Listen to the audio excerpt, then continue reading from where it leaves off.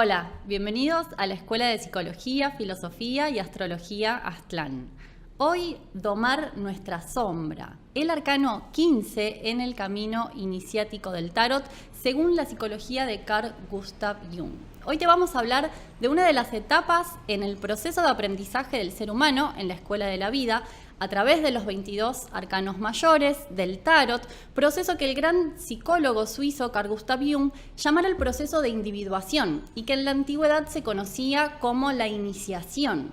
¿De qué se trata este proceso? ¿Qué se hablaba en las tradiciones esotéricas? Que el ser humano no es solamente un cuerpo físico que nace, envejece, enferma y muere, sino que además está dotado de un alma y un espíritu. Y la vida como escuela viene a representar una serie de etapas en el desarrollo de las capacidades del ser humano que van desde la ignorancia hasta la sabiduría. Y eso es lo que nos muestra el tarot, en este proceso que vemos como el recorrido del loco, que es el aprendiz en la escuela de la vida, el que parte de la ignorancia y va atravesando las diferentes etapas hasta llegar a la realización de la sabiduría, que es la carta del mundo. En este proceso, el héroe o la heroína, representado en el arcano del loco, el arcano 0, va adquiriendo conocimiento y experiencia. Y hoy vamos a hablar del arcano número 15, que es el arcano del diablo. Vamos a ver la imagen aquí del tarot de Marsella que estamos viendo. Y vamos a hablar un poquito del significado profundo de este arcano, porque seguramente ya la palabra, hablar del diablo, nos evoca una cantidad de asociaciones predeterminadas, así como también ver la imagen, ¿no? Si nos detenemos a ver esta carta del tarot, seguramente nuestra mente de forma inmediata asocia esta figura al mal. Sin embargo, vamos a ver lo que yace oculto detrás de esta imagen y vamos a ver que es mucho más complejo que la mera representación del mal. De eso te vamos a hablar hoy y para eso consideramos que es mucho más apropiado para entender los arcanos como procesos psicológicos recurrir a la gran psicología que dejara Carl Gustav Jung, quien estudiara además del tarot muchos otros conocimientos de la antigüedad como la alquimia, la astrología, el I Ching, el oráculo que viene de la antigua China. Y aquí entonces, para abordar este arcano, consideramos muy apropiado para poder desentrañar toda la energía implícita en esta imagen, utilizar el proceso psicológico y espiritual que Jung llamó la sombra, que nos enfrenta al poder creador o destructor en el ser humano, donde hoy en día lamentablemente vemos que funciona más como una fuerza de destrucción y de autodestrucción también. Como parte del desarrollo y evolución de la conciencia, una idea que no tiene lugar en una concepción materialista de la vida y en una concepción donde la ética ya no juega papel alguno, no tendría sentido hablar del mal. De ahí que esta carta en general se asocia o se le dan explicaciones muy confusas. Acá nos interesa, en relación a estudiar de forma psicológica la figura del diablo, hablar del arquetipo, ¿sí? Vamos a estar hablando de qué representa como símbolo, no como se lo ha tomado históricamente como una entidad física o etérea que habita en algún lugar en el centro de la tierra, en el infierno, que lo vemos representado en múltiples literaturas, en películas hoy modernas, en fantasías individuales. Vamos a explicar el proceso psicológico que llamamos el mal, ¿no? Y no hablar de una entidad que está ahí en algún lugar o algún personaje, como vemos en las películas, no es Al Pacino del abogado del diablo o demás, ¿no? En cualquier proceso de la vida está presente esta concepción, esta dualidad entre el bien y el mal. Por ejemplo, podemos pensar un ser vivo como un vegetal. ¿Cuál es el bien de la vida en el vegetal? El bien es todo lo que le permite crecer. ¿Qué es el mal? Todo lo que se lo impide, un mal suelo, sin nutrientes, poca o mucha agua, poco o mucho sol, depende cada especie, pero hay un bien concreto que podemos hacerle o no al vegetal. Lo mismo pasa con el animal. ¿Cuál es el bien para el animal? Poder realizar sus instintos, poder alimentarse, poder reproducirse, poder realizar su instinto de supervivencia. que sobreviva su especie. Y todo lo que se lo impide llamamos el mal para el animal. Y del ser humano, esta carta guarda este misterio. ¿Qué es aquello que nos aleja de convertirnos en verdaderos seres humanos? Y esta idea, esta figura como símbolo, que vamos a ver que muestra estos peligros justamente de alejarnos de nuestra naturaleza humana, existió desde siempre en las culturas antiguas. Vamos a ver diferentes representaciones que había de este proceso psicológico de tomar conciencia del mal en la existencia en diferentes culturas. Vamos a ver que se lo representaba con simbolismos del mundo animal, no como una figura totalmente humana, sino muchas veces se lo representaba como bestia. Por ejemplo, en el antiguo Egipto era el dios Set, que representaba lo oscuro, representaba la sequía, era el señor del caos, era el que representaba lo contrario a la vida. Fíjense que se lo representaba siempre con cabeza de perro y también tomaba forma de cocodrilo o serpiente. En la mitología es el que luchaba contra Horus, que era el dios de la luz, representando esta eterna lucha entre la luz y la oscuridad, entre el bien y el mal. En la tradición, por ejemplo, de la Mesopotamia, había una deidad llamada Pazuzu, que era el rey de los espíritus malignos. Se decía que era el que traía las tormentas, traía las pestes, las plagas. El delirio también afectaba lo psicológico y las enfermedades y las fiebres, por ejemplo. Fíjense que este símbolo, vamos a ver que aparece en la carta que estamos analizando hoy, la forma en la que está levantada la palma de la mano derecha apuntando hacia adelante o hacia arriba y la izquierda apuntando hacia abajo, lo cual representa una dualidad complementaria, la vida y la muerte, la creación y la destrucción en este mismo arquetipo. Otra deidad es, por ejemplo, Tiamat, de la antigua Babilonia, que era la diosa babilónica del caos, que tenía forma de murciélago con garras y cuernos. Vamos a ver que todo esto aparece en el diablo del tarot. También en las tradiciones orientales había representaciones divinas de el mal, del oscuro, de lo que aleja de la naturaleza humana. En el budismo, por ejemplo, la diosa Mara, que intentó evitar que Buda alcanzara la iluminación, tentándolo cuando estaba sentado debajo del árbol Bodhi, previo a alcanzar el nirvana, la iluminación. En el hinduismo, la diosa Kali, la diosa de la destrucción.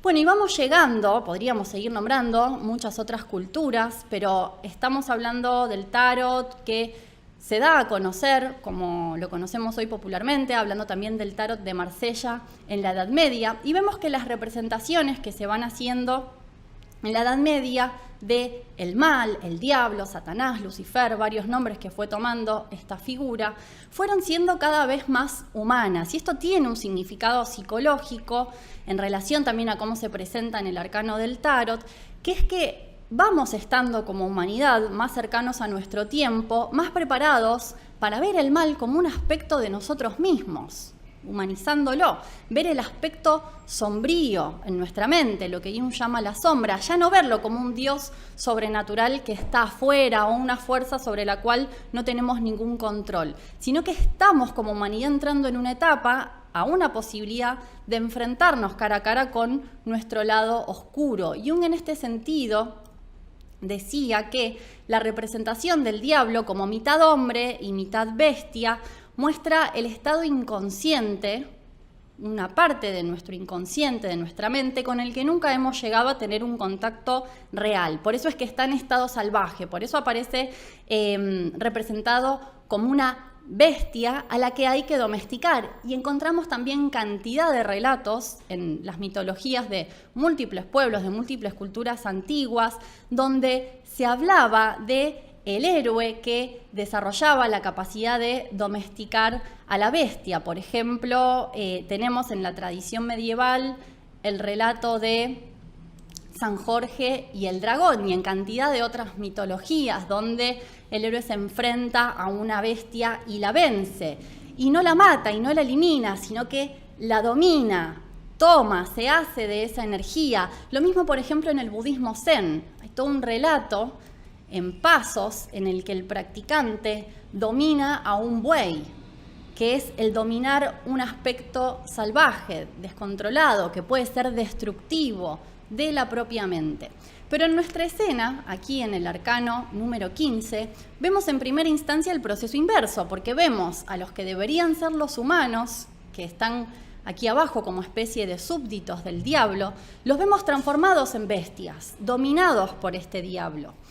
En la representación del diablo que se hace aquí, nos muestra un gesto y una expresión de orgullo, de arrogancia. Está en un pedestal, lo cual se muestra como una autoridad del mal, podríamos decir en principio, de la destrucción. Y si analizamos cómo se forma esta bestia maligna, vemos que hay varias partes que se combinan, entonces no podemos saber bien qué es, no podemos definirlo porque tiene partes humanas femeninas, masculinas, tiene también garras de buitre, alas de murciélago, cuernos de ciervo.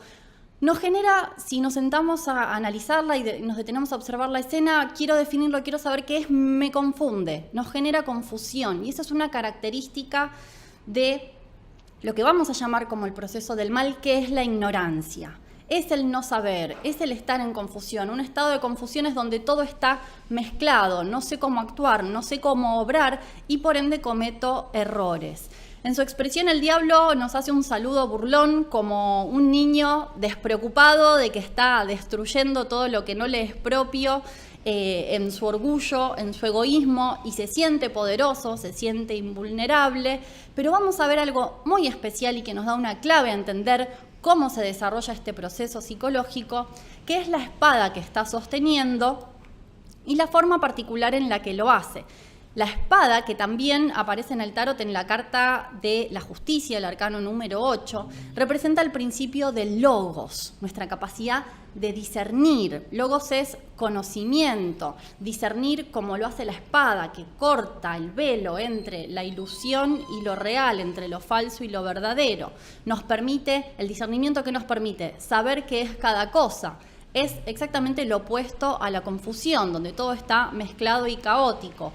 Pero ¿cómo está sosteniendo esta espada? De una forma muy peligrosa, la está sosteniendo por su propio filo, lo cual indica una relación negativa con el intelecto, una relación inconsciente. ¿Qué quiere decir esto? Que no está presente el intelecto en esta etapa, en esta forma, no está usando la función psicológica humana, que es lo que nos diferencia del reino animal. Los animales no necesitan aprender conocimientos en la vida, no necesitan estudiar y aprender justamente qué es la vida, cómo mejorarla, qué sentido tienen las cosas que nos suceden. El programa instintivo para los animales es perfecto, pero el ser humano es un ser de aprendizaje, busca respuestas, necesita conocimiento para todo. Fíjense, para todo lo que necesitamos conocimiento desde que nos levantamos hasta que nos vamos a acostar, para alimentarnos, para hacer las cosas del día a día. En todo estamos usando el intelecto y hay niveles de desarrollo en esto. En este sentido,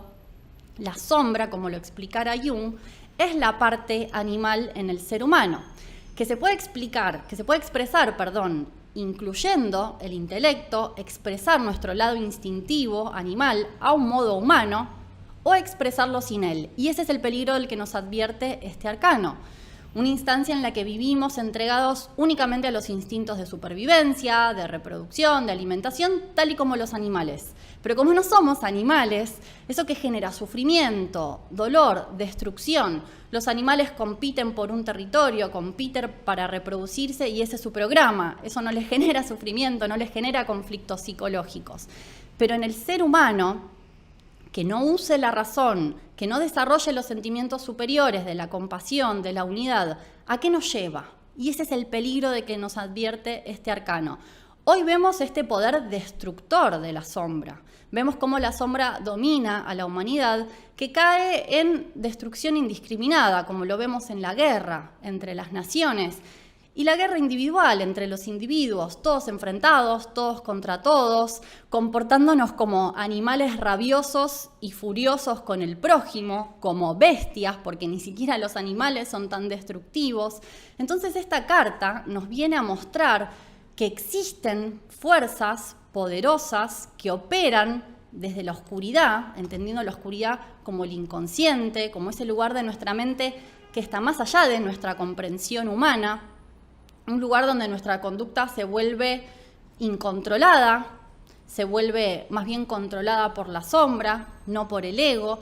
Y lo inconsciente es sinónimo de lo desconocido. Acá la inconsciencia significa ignorancia, la ignorancia como el mal, el no saber cómo usar, cómo manejar ese poder instintivo de la sombra.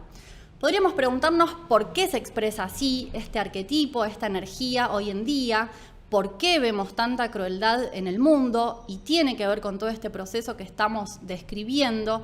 Y acá también podemos ver un tema histórico, porque los arquetipos operan siempre en todas las culturas, como ya veíamos, pero en la expresión colectiva y por lo tanto individual, en cada etapa de la historia, hay una forma particular de aprendizaje. Y hoy en día hemos llegado, como parte del desarrollo de los últimos siglos, a un estado en el que el ego está tan alejado de lo inconsciente, tan separado, escindido, que lo inconsciente cobra más fuerza. Y acá hablamos también de la sombra, estas fuerzas instintivas que han sido negadas en la historia, se fueron volviendo cada vez más y más destructivas. ¿Negadas en qué sentido? Se hablaba de que la carne era pecadora, se negaba al cuerpo, a los instintos. Luego vino la diosa razón del iluminismo y siguió negando los instintos, que tuviesen un poder, que hubiese una sabiduría allí. Y luego vino la idea del Homo sapiens, donde desde la ciencia, desde nuestro racionalismo, podemos controlarlo todo. Se fue dando cada vez más este fenómeno que aparece perfectamente reflejado, esta, como hablábamos recién, división, separación entre un ego que se cree que ya es sabio, que es el Homo sapiens, que todo lo puede controlar, pero después en el día a día concretamente vemos que es muy poco lo que controlamos de lo que nos sucede día a día, que el poder hoy lo tiene la sombra, y esto quedó perfectamente reflejado en una obra de la literatura inglesa escrita por el escritor Stevenson, que es El extraño caso de Dr. Jekyll y Mr. Hyde, donde el Dr. Jekyll era un hombre de una moral intachable, durante el día tenía una muy buena reputación, muy buenos modales, reconocido por su mérito como profesional, y por las noches tomaba su conducta, se transformaba incluso físicamente, una especie de alter ego que era Mr. Hyde, que representa a la sombra, que era un criminal, lo llevaba a cometer crímenes que eran impensados que pudiese hacer durante el día. Eso era un proceso del siglo XIX. Hoy, siglo XXI, quedó solo Mr. Hyde, ya ni siquiera aparece Dr. Jekyll en el poder que hemos dado a la sombra en el último tiempo. Esta fuerte división interior, entonces, y desconocer esa parte interior en nosotros, desconocer el mal en nosotros mismos, nos lleva a que todo origen de la maldad entonces se encuentra afuera. Toda la maldad, toda la fuerza de la destrucción está cada vez más alejada de nosotros mismos y en los demás. En otra época se decía, fue Satanás, un demonio que me llevó a hacer esto. Estaba poseído, lo tomó un demonio, y investiga y descubre que ese mismo estado de posesión es lo que hoy llamamos un ataque de histeria o estar tomado por un complejo. O en otro nivel, hoy en día, ellos son los que empezaron la guerra, él es el que hizo la primera provocación. Acerca de esto reflexionaba Jung y decía que ninguna de las guerras del pasado histórico, por ejemplo, se puede comparar con lo que son las guerras actuales del siglo XX entre las naciones supuestamente civilizadas, donde se emplean armamentos nucleares que arrasan con vidas humanas en segundos, que no se dan en campos de batallas, alejados de las poblaciones civiles, y que se dan en medio de las ciudades e incluso se dirigen a control remoto. En la antigüedad no se aplicaba el intelecto, y acá podemos estudiar otro tipo de relación entre los instintos y el intelecto, que es una de las claves que nos muestra esta carta, porque acá estamos hablando que está en juego el instinto de supervivencia, en las guerras, por ejemplo. En la antigüedad no se aplicaba el intelecto a hacer armas. Hoy la tecnología es para destruir. Antes la tecnología era para el desarrollo de las facultades mentales del ser humano. Los griegos, por ejemplo, que desarrollaron toda la ciencia, toda la matemática que usamos hoy, no podrían haber fabricado artefactos tecnológicos como los que tenemos hoy. Parece que conocían los peligros de una mente humana sin control, tomada por la sombra. Entonces, ¿cuál es el papel del diablo? ¿Es esta una carta mala? Como todos los arcanos, tiene un rol dentro del proceso global. Nos lleva a un aprendizaje. En la carta de Rider-Waite, en el arcano 15 de Rider-Waite, pone otro símbolo que nos puede ayudar a entender más el rol de este arcano. Y pone el símbolo de Adán y Eva. Si se fijan, estos dos súbditos ya no son esos dos personajes semi-bestias, semi-humanos que veíamos en la de Barsella, sino que toma a Adán y Eva. Y esto nos remonta al relato de la tentación por el fruto prohibido y la expulsión del paraíso. Y tiene un sentido psicológico también, si no lo tomamos como algo literal, que pasó hace mucho tiempo, que hay muchas explicaciones psicológicas de qué es lo que representa este relato. En la tentación que sufren Adán y Eva por parte del diablo disfrazado de serpiente de probar del fruto prohibido o el fruto del árbol del conocimiento del bien y el mal, eso es un proceso en el que si todavía viviésemos en ese paraíso, seríamos como niños en el jardín del Edén, sin una conciencia, viviendo puramente bajo los instintos, en un comportamiento totalmente mecánico, como el de los animales, que solamente siguen su programa instintivo, pero el ser humano no, el ser humano tiene una conciencia autorrefleja, puede darse cuenta de que existe, como decía Descartes, pienso, luego existo, conocerse a sí mismo, como decía Sócrates. Adán y Eva caen en la tentación y en la expulsión del Edén, y eso es para que puedan realizar conscientemente su naturaleza humana. Indica una responsabilidad, que es lo que se conoce como elección moral, palabras que hoy están borradas del diccionario de la neolengua. Al ser expulsados del paraíso, conocer que existe el bien y el mal, tienen la libertad, tenemos como seres humanos la libertad de elegir qué camino tomar para retornar a ese estado inicial, ideal, con conciencia, o seguir viviendo en el sufrimiento de la ignorancia. En esa situación se encuentra la pareja de estos dos personajes que está en la carta. Nos encontramos toda la humanidad en la situación de enfrentar y vencer a los demonios interiores para convertirnos en verdaderos seres humanos. Como te decía hace un rato, en todas las tradiciones espirituales de Oriente consideraban el aspecto demoníaco como parte de la divinidad, de la gran mente cósmica, de la mente universal. En el budismo, por ejemplo, estaban los guardianes de los templos, que eran las deidades iracundas, representando estados emocionales que debían ser transformados. En los gnósticos, por ejemplo, una antigua tradición de Occidente, se decía que Deus et Daimon inversus, el dios Abraxas de las dos caras, que une simbólicamente lo divino con lo infernal, lo bueno y lo malo, la vida y la muerte. En la antigüedad había una concepción diferente del mal, que se encontraba en escrituras, por ejemplo, donde se decía una especie de representación en la que nos habla Dios, la mente cósmica, el universo. Yo soy el Señor, no hay nadie más. Yo formo la luz y creo la oscuridad. Yo hago la paz y creo el mal. La concepción que se desarrolló del mal en la época medieval posterior, de la cual somos herederos hoy en día, expulsó este aspecto de la divinidad, borró una de las caras y dejó aquella que solo mira a lo luminoso, al aspecto brillante, al poder creativo.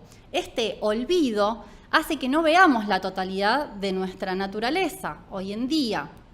¿A quién le gusta decir, yo soy violento, soy vengativo, tengo desequilibrios emocionales, tengo mucha incomprensión, actúo con confusión, daño a los otros, me daño a mí mismo. Bueno, si no apagaste el video todavía, sigamos en lo que esto quiere decir. No reconocer esos aspectos en nosotros mismos aumenta su poder destructivo. No es que lo podemos hacer desaparecer.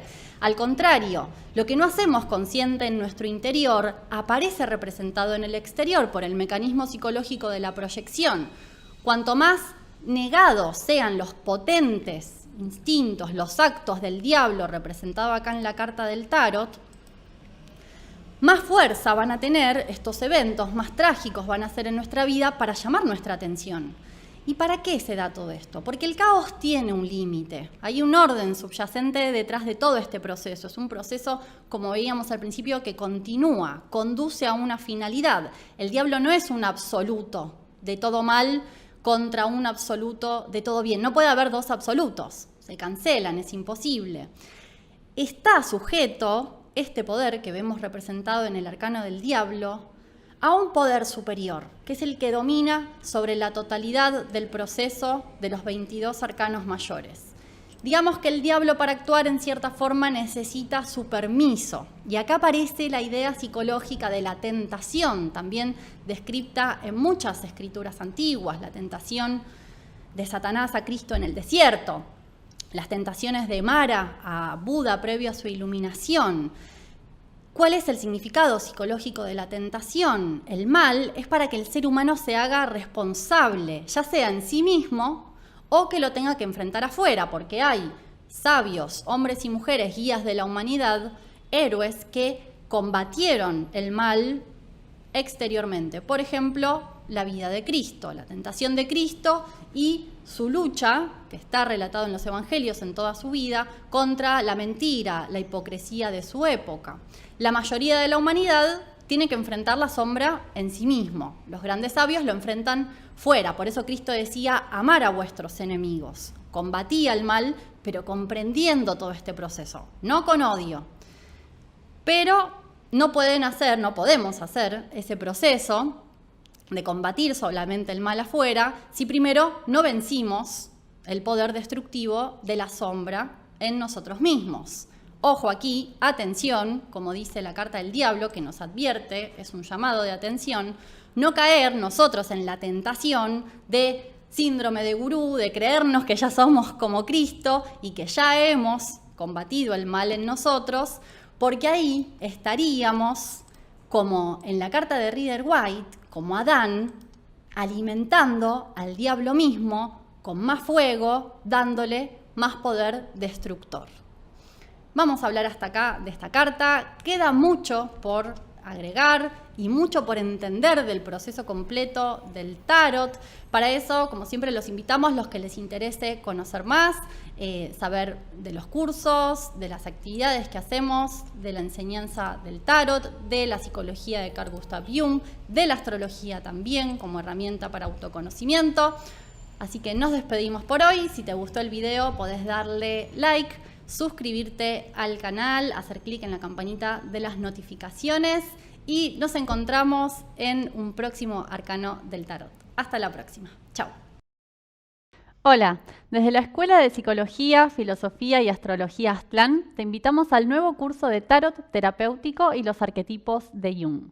En este curso vamos a redescubrir el Tarot como una herramienta de guía y autoconocimiento desde el enfoque de la psicoterapia de Carl Jung. Veremos cómo el tarot nos muestra los diferentes aprendizajes que hacemos en nuestra vida a través tanto de eventos, situaciones exteriores, como estados interiores, donde cada arcano nos va a mostrar las emociones, los pensamientos, las sensaciones, así como también situaciones de vida concretas que se nos presentan para que realicemos un aprendizaje en la escuela de la vida. Vamos a analizar los arcanos del tarot de Marsella. Primero veremos los 22 arcanos mayores y también los veremos en el tarot de Rider-Waite. En una siguiente etapa del curso vamos a ver los 56 arcanos menores de estos dos mazos, analizando e interpretando el simbolismo, los colores, las escenas, los personajes que aparecen en los diferentes arcanos. Vamos a ver qué procesos psicológicos se relacionan con cada uno de ellos, así como también la relación con la astrología. los planetas y los signos asociados a los arcanos del tarot. Veremos también ejemplos de cómo realizar consultas, tiradas de tarot, qué tener en cuenta a la hora de preguntar, cómo prepararnos para consultar al tarot y qué tipo de tirada va a ser mejor según la inquietud que querramos responder. Abajo te dejamos la información de cómo participar. Te esperamos. Chao.